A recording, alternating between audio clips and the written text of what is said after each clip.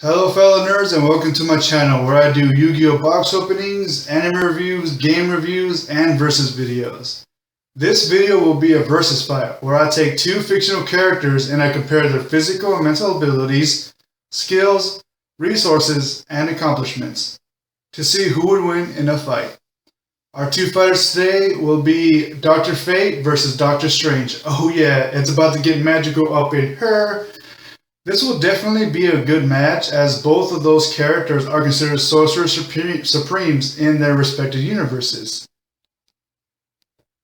And if you're wondering which one appeared first, it was Dr. Fate, making his first appearance in 1940, while Dr. Strange's first appearance was in 1963. Alright, let's start off with a little bit about their origins. And remember, there are different origins because of so many comic book arcs.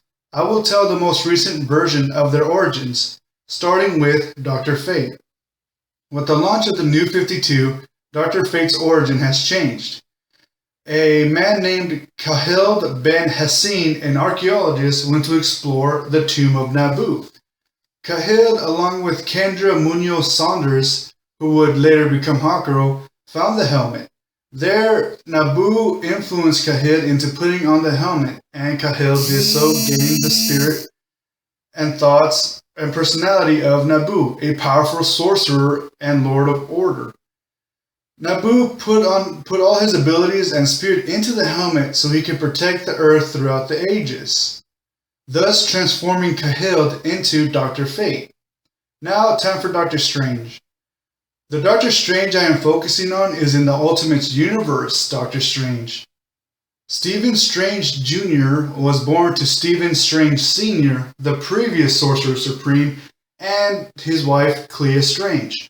One day, Stephen Sr. disappeared. He somehow trapped himself in another dimension. His wife Clea decided to raise Stephen Jr. away from magic and did so until Stephen went off to college. There, Stephen Jr. was approached by a man named Wong, and Wong told him about his father, how he used to go into magic and stuff like that. Wong offered to train Strange Jr., and he accepted. Okay, that's it for their brief origins. Now, let's find out who would win in a fight. Starting with round 1, physical and mental abilities. Starting with Dr. Strange. Dr. Strange being a human, he possesses normal human strength and stamina for a male who exercises. He dropped out of college, so his intelligence is above average but still not that high. Being fairly young, he has a careless and arrogant kind of personality.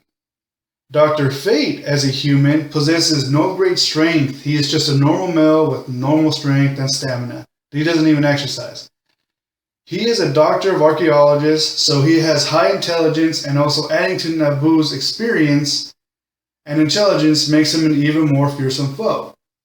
Dr. Fate's mental stability is really bad. Whenever he takes off the helmet of Fate, he starts to go insane. Even with the helmet on, he still suffers from a little bit of insanity. This is caused by having the great strain of the powers of Naboo. You know, having the personality, memories, and powers of Naboo can cause a lot of strain in the brain, I guess. That's it for their physical and mental abilities. And the point goes to Doctor Strange for actually working out and keeping his body in as good a shape as he can. Dr. Fate does gain lots of superhuman abilities, but we're not counting that just yet because those abilities come with all the magical items that he wears. And it is true that Dr. Fate is smarter than Dr. Strange, but you can't win a fight with just being smart. It helps, but if you have no strength or stamina, you will eventually lose the fight. Alright, round 2, skills. Now it's time to see what they can do with their powers. Starting with Dr. Fate, well before he became Dr. Fate, Khalid put on the helmet. Before he put on the helmet, he was already a powerful sorcerer or magician. He has the power to invoke and summon the powers of Egyptian deities. He has the power of flight, clairvoyance, which is the power to see or get visions of either the future or some events that are happening elsewhere, teleportation, Eldritch Blast, which is the power to summon blast of destructive magic energy. Electromancy, power to summon lightning bolts and lightning in general. Conjuration, the power to summon magical defense shields and also bind people. He has great amount of healing powers. He can transform or do transformations. I won't get into the powers he gets with the helmet because that is under resources. We will get to that later. Now on to Doctor Strange. Due to his training with Wong, Strange has the powers of astral projection, telepathy, hypnosis, telekinesis, and has many other psychic abilities that don't require any magic. With using magic, he can use mystic bolts, transmutation, which allows him to change form or another person or thing's form, teleportation, standard shields, evoke images of immediate past. With just the use of their magical powers and abilities, with no other magical items to help them. This point goes to Doctor Strange. Both have almost the same amount of magical abilities, but the fact that Doctor Strange has psychic abilities which can range from biolocation or multi-location, being in multiple places at once, to psychic surgery, which is the removal of a diseased body tissue via an incision that heals immediately. Those type of powers are not listed, but it does say a wider range of psychic abilities, which is safe to assume can involve a lot of those type of powers. Alright, round 3, resources. Doctor Strange is in a possession of the Eye of Agamotto. This item gives Strange the powers of emitting an all-revealing light. It can play back recent events to see past events. And to see past events. It can let Strange see into other people's souls. Able to place things in suspended animation. Project powerful magic shields. Create portals to other dimensions. Can lift things like the Incredible Hulk or the Thing from the Fantastic Four. And it can carry up to 1,500 pounds. Strange also has the Cloak of Levitation. The cloak responds to commands. It gives Strange the power of flight and levitation, and is most efficient than a flying spell.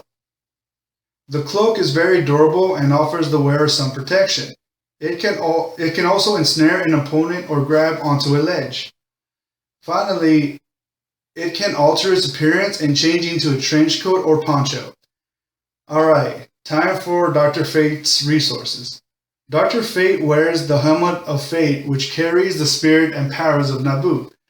The Helmet of Fate strengthens all magical abilities that Kahil already has and gives him new ones, which are magic bolts, mystical bolts, illusion casting, invisibility, phasing, levitation, astral projection, dimensional manipulation, energy manipulation, enhanced intellect, cosmic awareness, magical detection, time travel, super strength, telekinesis, super speed, summon or banish creatures, invulnerability, interstellar teleportation, telekinesis, transmutation, and immortality.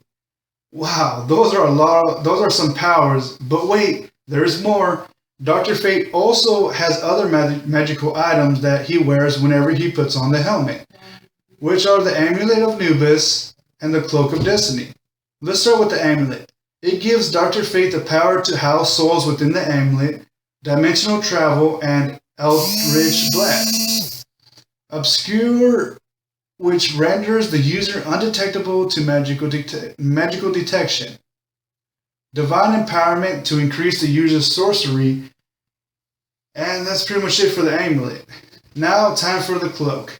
The cloak gives Fate the power of flight, near invulnerability, and super strength. Dr. Fate wears all 3 of these magical items, and as you guys have heard, it pretty much just keeps doubling his power. Dr. Strange, on the other hand, mostly relies on his magical powers and less on his magical items. This point goes to Dr. Strange. Last round, accomplishments. Well, seeing as both these characters don't play a big role in their universes, their accomplishments are about the same. They both take down villains and team up with other superheroes. And of course, save all, civilians and stuff like that. Doctor Strange teams up with Daredevil's team, which is called the Ultimate Knights, and they fight the Kingpin.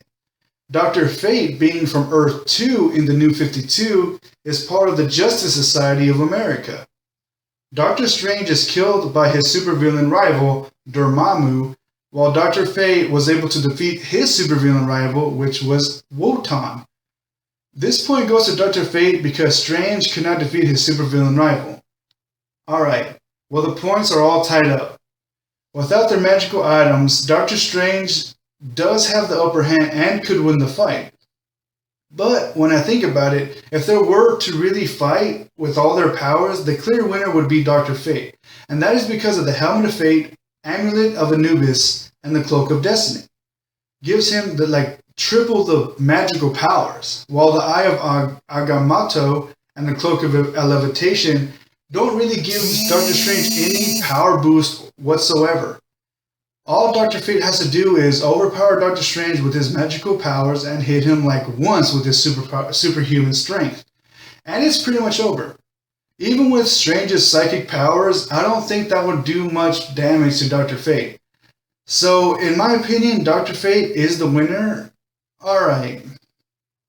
That's it for my video. I hope you guys liked it, and if you disagree, tell me in the comments below and tell me whether Dr. Strange or Dr. Fate would win.